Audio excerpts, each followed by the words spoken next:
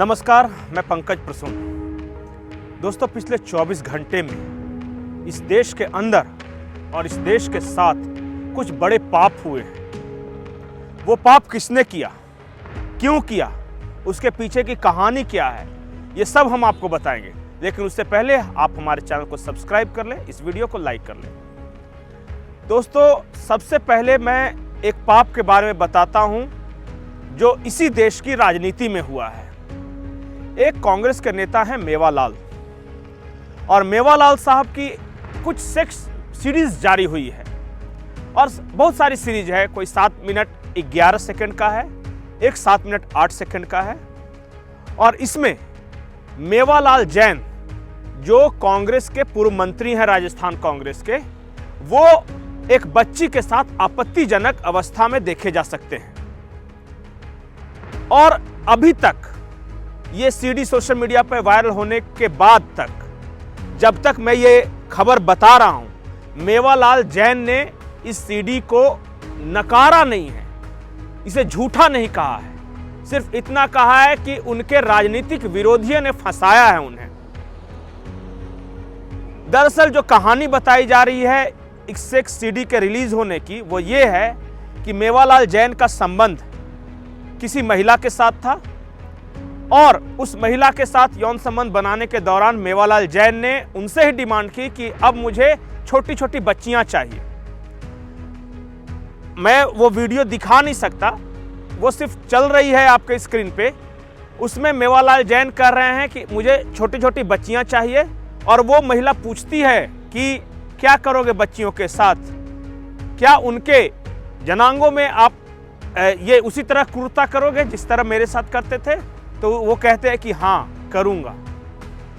आरोप ये है, अभी हम इस सीडी की सत्यता की पुष्टि नहीं कर रहे हैं। ये सीडी आई है, सोशल मीडिया पे छा गई है, लेकिन कहानी जो बताई जा रही है, जो आरोप है, उसके अनुसार ये कि उसी महिला ने, आप देख सकते हैं कि अपने अलमीरा में अपने मोबाइल का कैमरा ऑन रखा और उसके बाद मेवालाल जैन की रासलीला शुरू हुई है।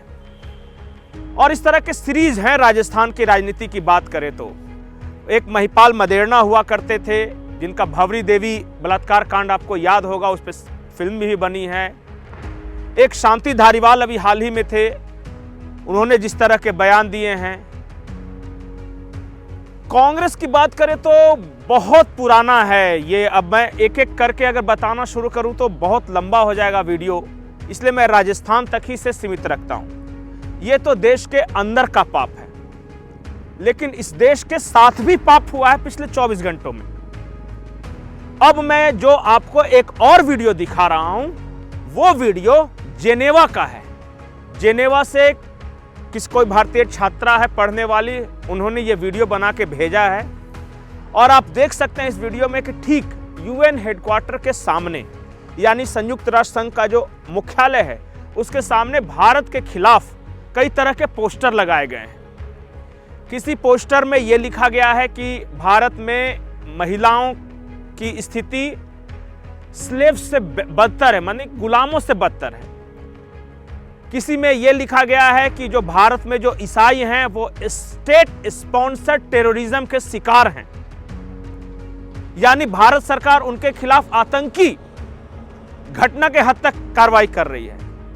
किसी में यह लिखा गया है कि भारत में महिलाओं का कोई अधिकार नहीं है। कोई दलितों के बारे में लिखा गया है पोस्टर कि भारत में दलितों की स्थिति बहुत बुरी है।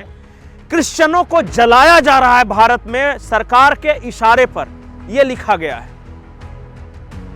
आप अंदाजा लगाइए कि भारत को संयुक्त राष्ट्र संघ के मुख्यालय के सामने बदनाम करने वाले ये लोग कौन होंगे? जाहिर है कि सोरोस कि वैसे दामाद होंगे जो रहते तो भारत में हैं, लेकिन पलते सोरोस जैसे विदेशी फंड पर हैं। जाहिर है ये खुद को मानवाधिकार कार्यकर्ता कहलाने वाले वैसे लोग हैं जिनको भारत में तो कोई नहीं पूछता, विदेशों में जाके चिल पांव मचाते रहते हैं कि कैसे किसी तरह भारत की बदनामी हो जाए। आज दुनिया का नैरेटिव क्या है? नैरेटिव ये है कि भारत इकोनॉमिक प्रोग्रेस में कैसे आगे बढ़ रहा है, ब्रिटेन को कैसे पीछे छोड़ दिया, साइंस टेक्नोलॉजी में कैसे आगे बढ़ गया। जितने की वो एक हॉलीवुड फिल्म बनाता है अमेरिका, उतने में हमने चांद पे कैसे उपग्रह भेज दिया। हम अमेरिका या यूरोप के कहने के बावजूद रशिया से कच्चा तेल क्यों ले रहे हैं? हमारे मार्कोस कमांडोज अरबियन सी में जाकर जो हमारे जहाज पे जो नेवी के जो अफसरों को जो अपहरण किया था उसको कैसे छुड़ा ले जाते हैं? तो एक नैरेटिव यह है कि भारत का डंका बज रहा है और एक नैरेटिव उसे काउंटर करने के लिए है कि नहीं, भारत को बदनाम करो, भारत में कुछ अच्छा नहीं हो रहा है, भारत में ईसाइयों के साथ जुल्म हो रहा है, भारत में दलितों की स्थिति बदतर है, भारत में महिलाओं को सताया जा रहा है, भारत में अल्पसंख्यकों के खिलाफ अत्याचार हो रहा है। कुल मिलाकर भारत गृह युद्ध के कगार पे है, वो ये कहना चाहते हैं और इसी नैरेटिव को वो देश दुनिया में बदनाम कर रहे हैं। अब तक तो वो Washington Post, the Economic Times, the New York Times, the Guardian, the Khaleej Times, अरब का अखबार है, उस जैसों में लेख लिख के बदनाम करते थे। अब वो सीधे संयुक्त राष्ट्र मुख्यालय के बाहर पोस्टर लेकर लगा रहे हैं। इनका इलाज क्या है और कौन वो लोग हैं, कौन ऐसे लोग हैं जो भारत सरकार, मोदी सरकार को बदनाम करने के लिए इस हद तक गिर सकते हैं कि वो भारत को भी बदनाम करने पर उतारूं? ये सोरोस से फंड प्राप्त करने वाले चंद दलाल हैं जिनको पहचानने की जरूरत है। पाप बहुत सारे हुए, लेकिन मैंने सिर्फ पिछले 24 घंटे के पाप बताए हैं। ये मोदी विरोधियों के पाप, ये कांग्रेस का पाप आज जन जन की आवाज बन चुका है। आप जाइए सोशल मीडिया पे, देखिए क्या ट्रेंड कर रहा है। भारत के खिलाफ जो लोग हैं वो ट्रेंड कर रहा है, या कांग्रेस पार्टी के अंदर रहकर जो महिलाओं का शोषण कर रहे हैं वो ट्रेंड कर रहा है। नमस्कार।